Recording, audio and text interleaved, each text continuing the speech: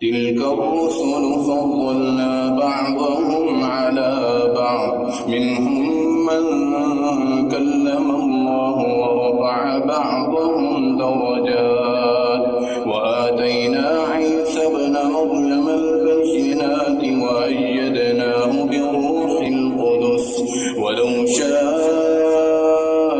الله ما اقتتل الذين من بعدهم من بعد ما جاءتهم البينات ولكن اختلفوا فمنهم من آمن ومنهم من كفر ولو شاء الله ما اقتتلوا ولكن الله يفعل ما يريد. يا أيها الذين آمنوا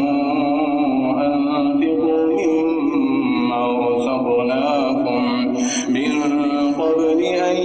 يأتي يوم لا بيع فيه ولا خلة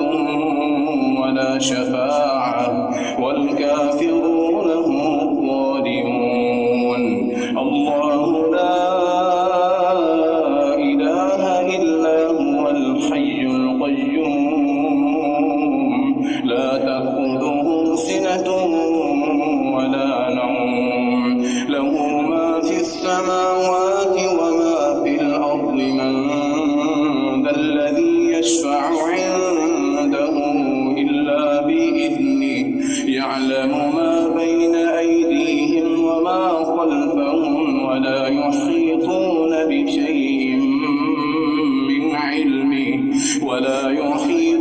بشيء من علمه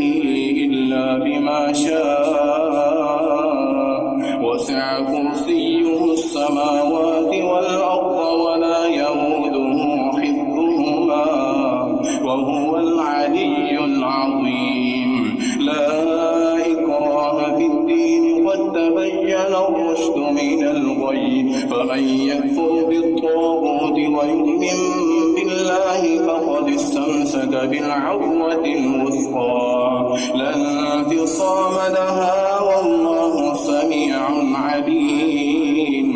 الله ولي الذين آمنوا يخرجهم من الظلمات إلى النور والذين كفروا أولياؤهم الطاغوت يخرجونهم من النور إلى الظلمات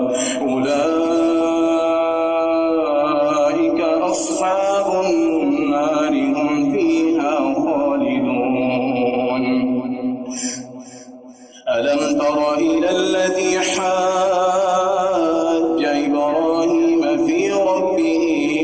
أن آتاه الله الملك إذ قال إبراهيم ربي الذي يحيي ويميت قال أنا أحيي وأميت قال فإن الله يأتي بالشمس من المشرق فبهت الذي كفر والله لا يهدي القوم الظالمين. ألم تر إلى الذي حاج إبراهيم في ربه أن آتاه الله الملك إذ قال إبراهيم ربي الذي يحيي ويميت قال أنا أحيي وأميت قال إبراهيم فإن الله يأتي بالشمس من المشرق فأت بها من المغرب فبهت الذي كفر والله لا يهدي القوم الظالمين. أو كالذي مر على قرية وهي خاوية على عروشها قال أنى يحيي هذه الله بعد موتها فأماته الله 100 عام ثم بعثه قال كم لبثت قال لبثت يوما أو بعض يوم قال بل لبثت 100 عام فانظر إلى طعامك وشرابك لم يتسنه وانظر إلى حمارك ولنجعلك آية للناس وانظر إلى العظام عظام كيف ننشزها ثم نكسوها لحما فلما تبين له قال أعلم أن الله على كل شيء قدير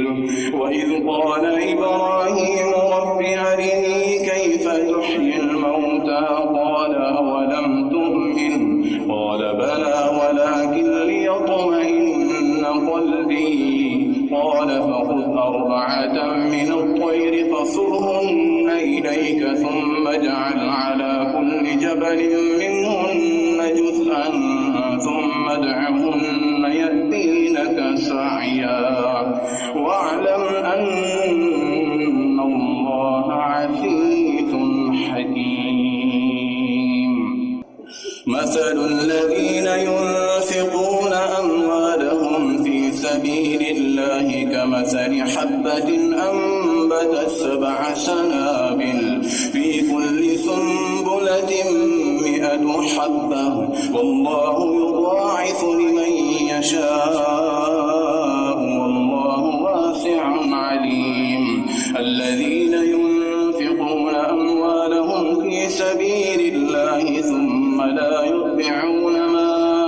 أنفقوا منا ولا أذى لهم أجرهم عند ربهم ولا خوف عليهم ولا هم يحزنون قول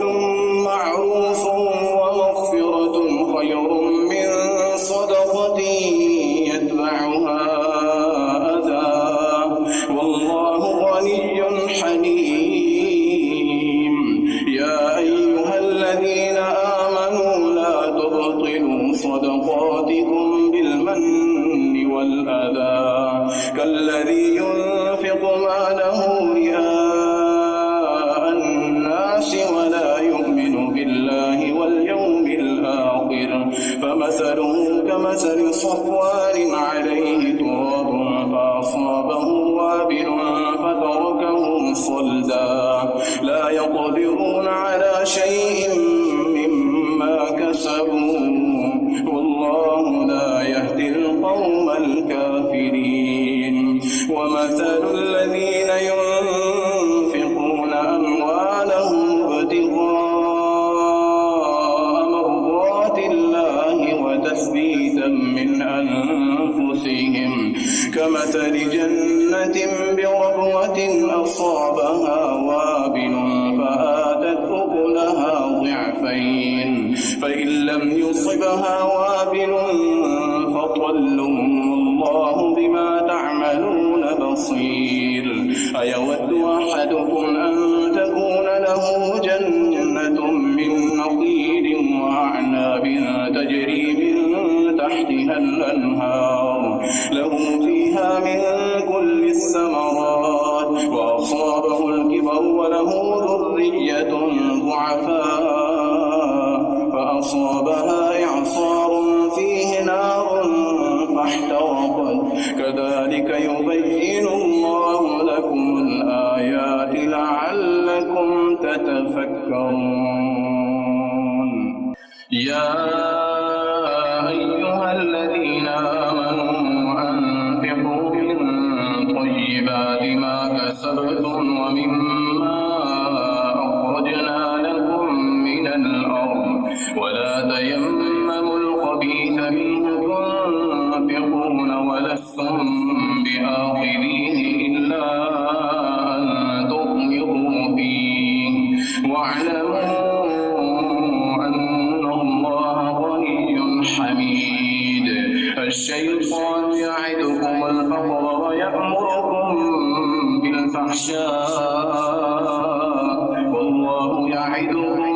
مغفرة منه وفضلا والله واسع عليم يؤتي الحكمة من يشاء ومن يؤت الحكمة فقد أوتي خيرا كثيرا وما يذكر إلا أولو الألباب وما أنفقتم من نفقة أو نذرتم من نذر فإن الله وما للظالمين من أنصار إن تبدوا الصدقات فنعما هي وإن تخفوها وتؤتوها الفقراء فهو خير لكم ويكفر عنكم من سيئاتكم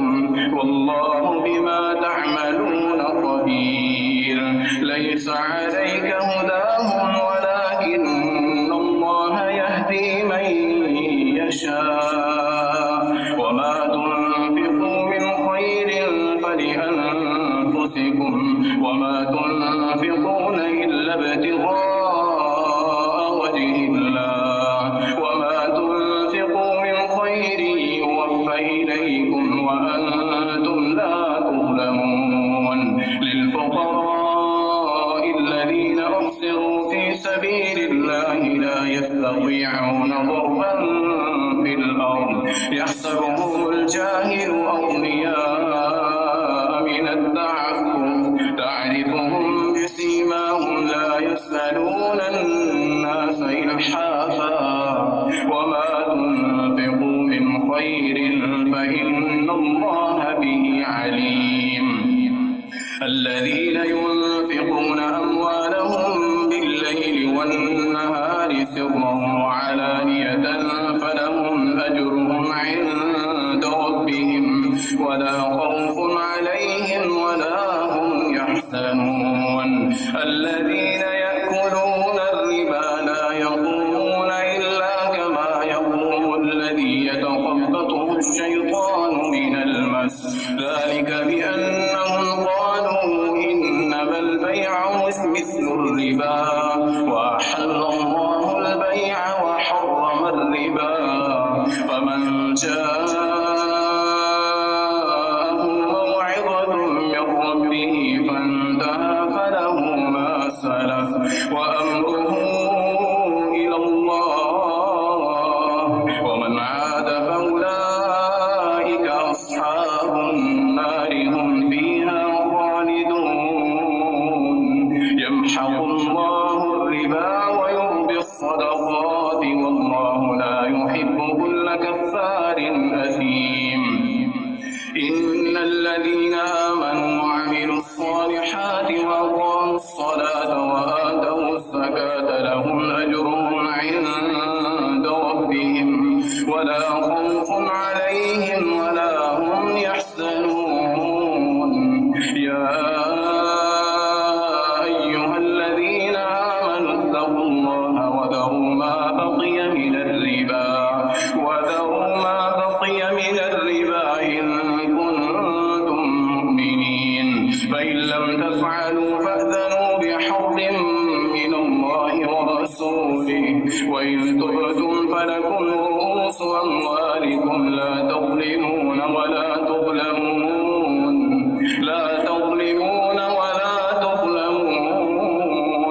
وإن كان ذو عسرة فنظرة إلى ميسرة وأن تصدقوا خير لكم إن كنتم تعلمون واتقوا يوما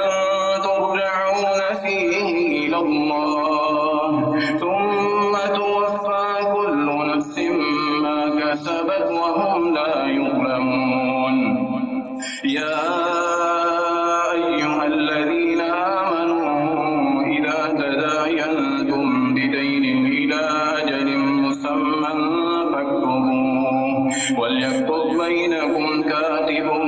بالعدل ولا يأب كاتب أن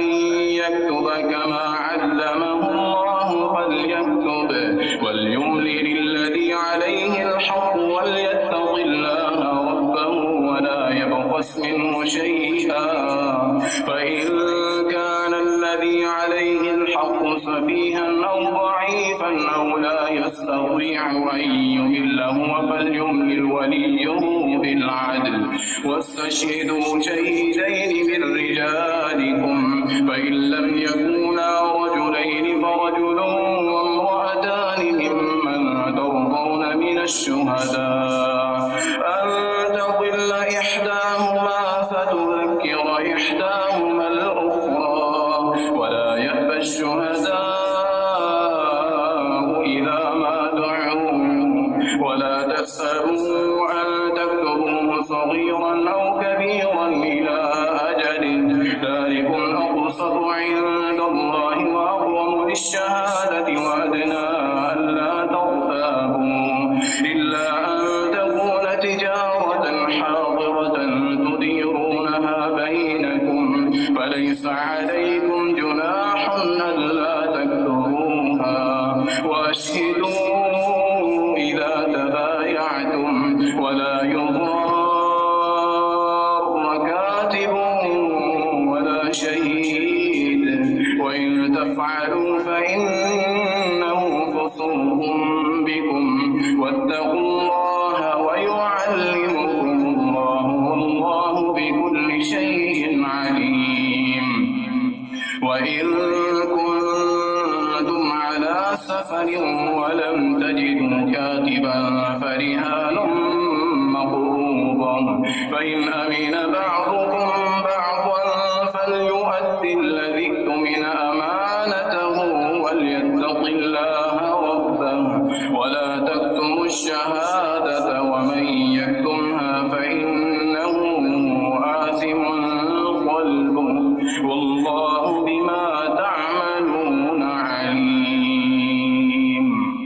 لله ما في السماوات وما في الأرض وإن تبدوا ما في أنفسكم أو تخفوه يحاسبكم به الله فيغفر لمن يشاء ويعذب من يشاء والله على كل شيء قدير. آمن الرسول بما أنزل إليه من ربه والمؤمنون كل آمن بالله وملائكته وكتبه ورسله لا نفرق بين أحد من رسله وقالوا سمعنا وأطعنا غفرانك ربنا وإليك المصير. لا يكلف الله نفسا إلا وسعها لها ما كسبت وعليها ما اكتسبت ربنا لا تؤاخذنا إن نسينا أو أخطأنا ربنا ولا تحمل علينا إصرا كما حملته على الذين من قبلنا ربنا ولا تحملنا ما لا طاقة لنا به واعف عنا واغفر لنا وارحمنا أنت مولانا فانصرنا على القوم الكافرين. ألف لام ميم الله لا إله إلا هو الحي القيوم نزل عليك الكتاب بالحق مصدقا لما بين يديه وأنزل التوراة والإنجيل من قبل هدى للناس وأنزل الفرقان إن الذين كفروا بآيات الله لهم عذاب شديد والله عزيز ذو انتقام. إن الله لا يخفى عليه شيء في الأرض ولا في السماء هو الذي يصوركم في الأرحام كيف يشاء لا إله إلا هو العزيز الحكيم. هو الذي أنزل عليك الكتاب منه آيات محكمات هن أم الكتاب وأخر متشابهات فأما الذين في قلوبهم زيغ فيتبعون ما تشابه منه ابتغاء الفتنة وابتغاء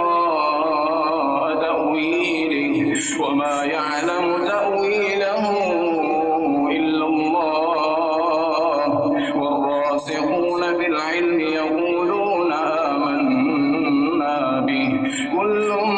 من عند ربنا وما يذكر إلا أولو الألباب ربنا لا تزغ قلوبنا بعد إذ هديتنا وهب لنا من لدنك رحمة إنك أنت الوهاب ربنا إنك جامع الناس ليوم لا ريب فيه إن الله لا يخلف الميعاد إن الذين كفروا لن تغني عنهم أموالهم ولا أولادهم من الله شيئا وأولئك هم وقود النار كدأب آل فرعون والذين من قبلهم كذبوا بآياتنا فأخذهم الله بذنوبهم والله شديد العقاب قل للذين كفروا ستغلبون وتحشرون إلى جهنم وبئس المهاد قد كان لكم آية في فئتين التقتا فئة تقاتل في سبيل الله وأخرى كافرة يرونهم مثليهم رأي العين والله يؤيد بنصره من يشاء إن في ذلك لعبرة لأولي الأبصار زين للناس حب الشهوات من النساء والبنين والقناطير المقنطرة من الذهب والفضة والخيل المسومة والأنعام والحرث ذلك متاع الحياة الدنيا والله عنده حسن المآب قل أنبئكم بخير من ذلكم للذين اتقوا عند ربهم جنات تجري من تحتها الأنهار خالدين فيها وأزواج مطهرة ورضوان من الله والله بصير بالعباد الذين يقولون ربنا إننا آمنا فاغفر لنا ذنوبنا وقنا عذاب النار الصابرين والصادقين والقانتين والمنفقين والمستغفرين بالأسحار شهد الله أنه لا إله إلا هو والملائكة وأولو العلم قائما بالقسط لا إله إلا هو العزيز الحكيم إن الدين عند الله الإسلام وما اختلف الذين أوتوا الكتاب إلا من بعد ما جاءهم العلم بغيا بينهم ومن يكفر بآيات الله فإن الله سريع الحساب فإن حاجوك فقل أسلمت وجهي لله ومن اتبعني وقل للذين أوتوا الكتاب والأميين أسلمتم فإن أسلموا فقد اهتدوا وإن تولوا فإنما عليك البلاغ والله بصير بالعباد إن الذين يكفرون بآيات الله ويقتلون النبيين بغير حق ويقتلون الذين يأمرون بالقسط من الناس فبشرهم بعذاب أليم أولئك الذين حبطت أعمالهم في الدنيا والآخرة وما لهم من ناصرين ألم تر إلى الذين أوتوا نصيبا من الكتاب يدعون إلى كتاب الله ليحكم بينهم ثم يتولى فريق منهم وهم معرضون ذلك بأن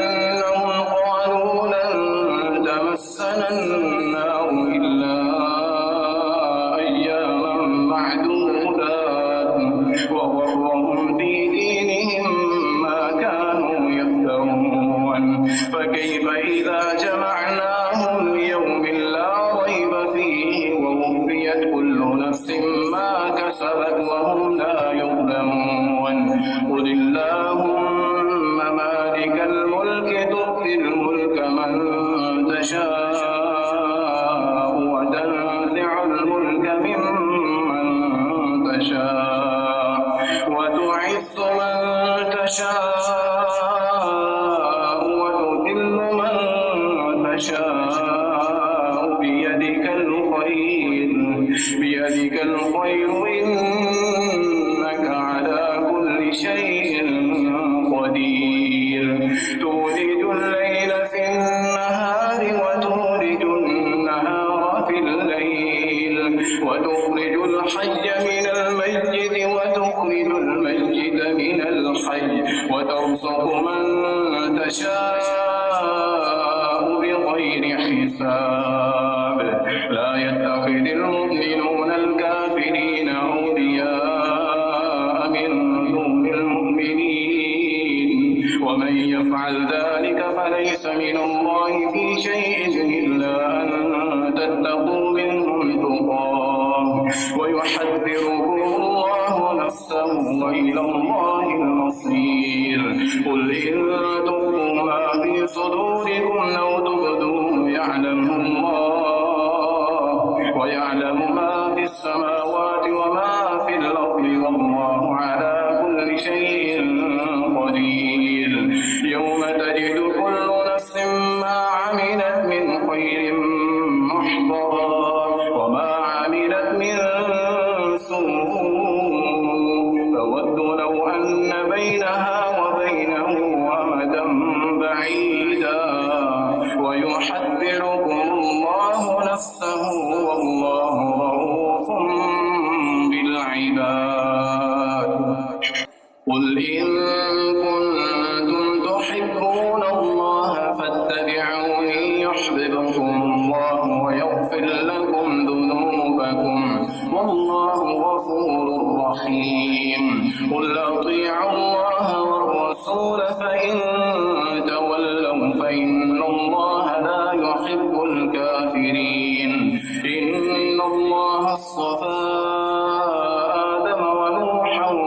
وآل إبراهيم وآل عمران على العالمين ذرية بعضها من بعض والله سميع عليم إذ قالت امرأة عمران رب إني نذرت لك ما في بطني محررا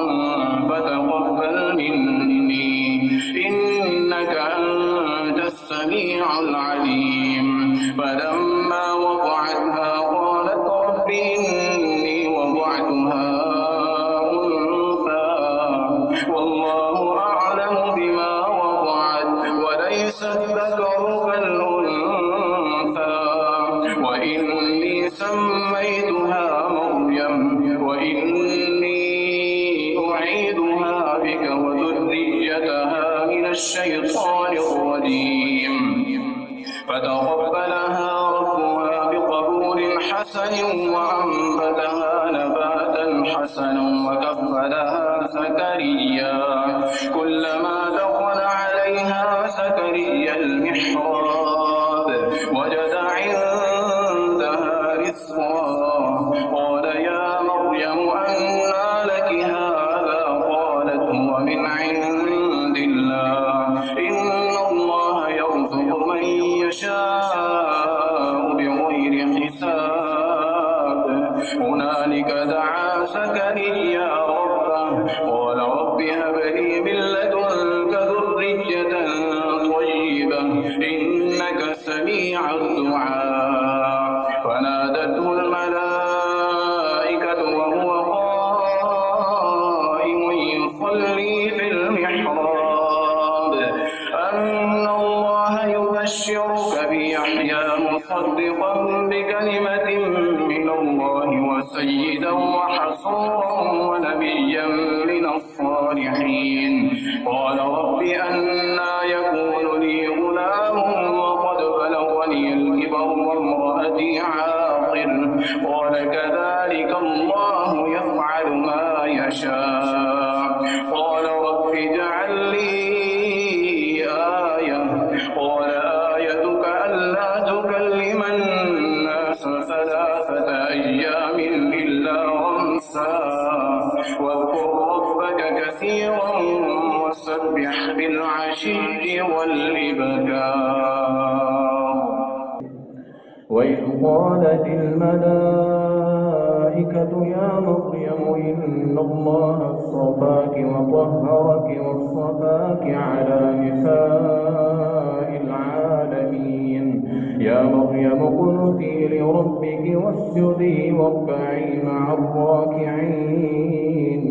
ذلك من أنباء الغيب نوحيه إليك وما كنت لديهم إذ يلقون أقلامهم أيهم يكفل مريم وما كنت لديهم إذ يختصمون إذ قالت الملائكة يا مريم إن الله يبشرك بكلمة منه اسمه المسيح عيسى بن مريم وجيها في الدنيا والآخرة ومن المقربين ويكلم الناس في المهد وكهلا ومن الصالحين. قالت رب أنى يكون لي ولد ولم يمسسني بشر قال كذلك الله يخلق ما يشاء إذا قضى أمرا فإنما يقول له كن فيكون ويعلمه الكتاب والحكمة والتوراة والإنجيل ورسولا إلى بني إسرائيل أني قد جئتكم بآية من ربكم أني أخلق لكم من الطين كهيئة الطير فأنفخ فيه فيكون طيرا بإذن الله وأبرئ الأكمه والأبرص وأحيي الموتى بإذن الله وأنبئكم بما تأكلون وما تدخرون في بيوتكم إن في ذلك لآية لكم إن كنتم مؤمنين ومصدقا لما بين يدي من التوراة ولأحل لكم بعض الذي حرم عليكم وجئتكم بآية من ربكم فاتقوا الله وأطيعون إن الله ربي وربكم فاعبدوه هذا صراط مستقيم. فلما أحس عيسى منهم الكفر قال من أنصاري إلى الله قال الحواريون نحن أنصار الله آمنا بالله واشهد بأننا مسلمون. ربنا آمنا بما أنزلت واتبعنا الرسول فاكتبنا مع الشاهدين ومكروا ومكر الله والله خير الماكرين. إذ قال الله يا عيسى إني متوفيك ورافعك إلي ومطهرك من الذين كفروا وجاعل الذين اتبعوك فوق الذين كفروا إلى يوم القيامة ثم إلي مرجعكم فأحكم بينكم فيما كنتم فيه تختلفون. فأما الذين كفروا فأعذبهم عذابا شديدا في الدنيا والآخرة وما لهم من ناصرين. وأما الذين آمنوا وعملوا الصالحات فيوفيهم أجورهم والله لا يحب الظالمين. ذلك نتلوه عليك من الآيات والذكر الحكيم. إن مثل عيسى عند الله كمثل آدم خلقه من تراب ثم قال له كن فيكون. الحق من ربك فلا تكن من الممترين. فمن حاجك فيه من بعد ما جاءك من العلم فقل تعالوا ندع أبناءنا وأبناءكم ونساءنا ونساءكم وأنفسنا وأنفسكم ثم نبتهل فنجعل لعنة الله على الكاذبين. إن هذا لهو القصص الحق وما من إله إلا الله وإن الله لهو العزيز الحكيم. فإن تولوا فإن الله عليم بالمفسدين. قل يا أهل الكتاب تعالوا إلى كلمة سواء بيننا وبينكم ألا نعبد إلا الله ولا نشرك به شيئا ولا يتخذ بعضنا بعضا أربابا من دون الله. فإن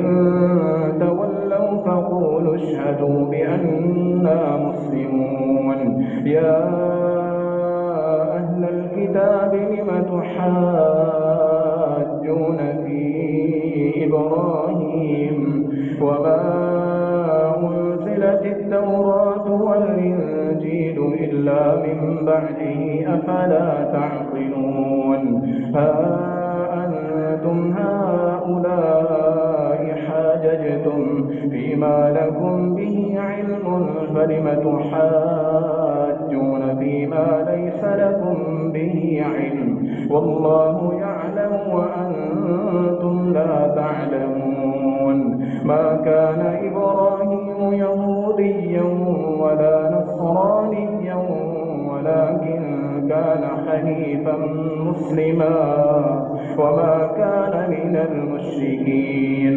إن أولى الناس بإبراهيم للذين اتبعوه وهذا النبي والذين آمنوا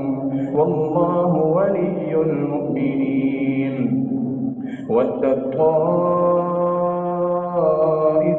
من أهل الكتاب لو يضلونكم وما يضلون إلا أنفسهم وما يشعرون. يا أهل الكتاب لم تكفرون بآيات الله وأنتم تشهدون. يا أهل الكتاب لم تلبسون الحق بالباطل وتكتمون الحق وأنتم تعلمون. وقالت طائفة من أهل الكتاب آمنوا بالذي أنزل على الذين آمنوا وجه النهار واكفروا آخره لعلهم يرجعون. ولا تؤمنوا إلا لمن تبع دينكم قل إن الهدى هدى الله أن يؤتى أحد مثل ما أوتيتم أو يحاجوكم عند ربكم قل إن الفضل بيد الله يؤتيه من يشاء والله واسع عليم. يختص برحمته من يشاء والله ذو الفضل العظيم. ومن أهل الكتاب من إن تأمنه بقنطار يؤديه إليك ومنهم من إن تأمنه بدينار لا يؤديه إليك إلا ما دمت عليه قائما. ذلك بأنهم قالوا ليس علينا في الأميين سبيل ويقولون على الله الكذب وهم يعلمون بلى من أوفى بعهده واتقى فإن الله يحب المتقين. إن الذين يشترون بعهد الله وأيمانهم ثمنا قليلا أولئك لا خلاق لهم في الآخرة ولا يكلمهم الله ولا ينظر إليهم يوم القيامة ولا يزكيهم ولهم عذاب أليم. وإن منهم لفريقا يلوون ألسنتهم بالكتاب لتحسبوه من الكتاب وما هو من الكتاب ويقولون هو من عند الله وما هو من عند الله ويقولون على الله الكذب وهم يعلمون. ما كان لبشر أن يؤتيه الله الكتاب والحكم والنبوة ثم يقول للناس كونوا عبادا لي من دون الله ولكن كونوا ربانيين بما كنتم تعلمون الكتاب وبما كنتم تدرسون ولا يأمركم أن تتخذوا الملائكة والنبيين أربابا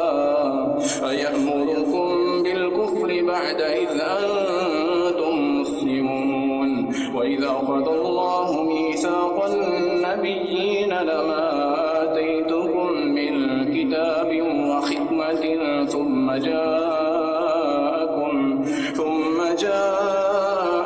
رسول مصدق لما معكم لتؤمنن به ولتنصرنه قال أأقررتم وأخذتم على ذلكم إصري قالوا أقررنا قال فاشهدوا وأنا معكم من الشاهدين. فمن تولى بعد ذلك فأولئك هم الفاسقون. أفغير دين الله يبغون وله أسلم من في السماوات والأرض طوعا وكرها وإليه يرجعون. قل آمنا بالله وما أنزل علينا وما أنزل على إبراهيم وإسماعيل وإسحاق ويعقوب والأسباط وما أوتي موسى وعيسى والنبيون من ربهم لا نفرق بين أحد منهم ونحن له مسلمون. ومن يبتغ غير الإسلام دينا فلن يقبل منه وهو في الآخرة من الخاسرين. كيف يهدي الله قوما كفروا بعد إيمانهم وشهدوا أن الرسول حق وجاءهم البينات والله لا يهدي القوم الظالمين. أولئك جزاؤهم أن عليهم لعنة الله أولئك جزاؤهم أن عليهم لعنة الله والملائكة والناس أجمعين خالدين فيها لا يخفف عنهم العذاب خالدين فيها لا يخفف عنهم العذاب ولا هم ينظرون إلا الذين تابوا من بعد ذلك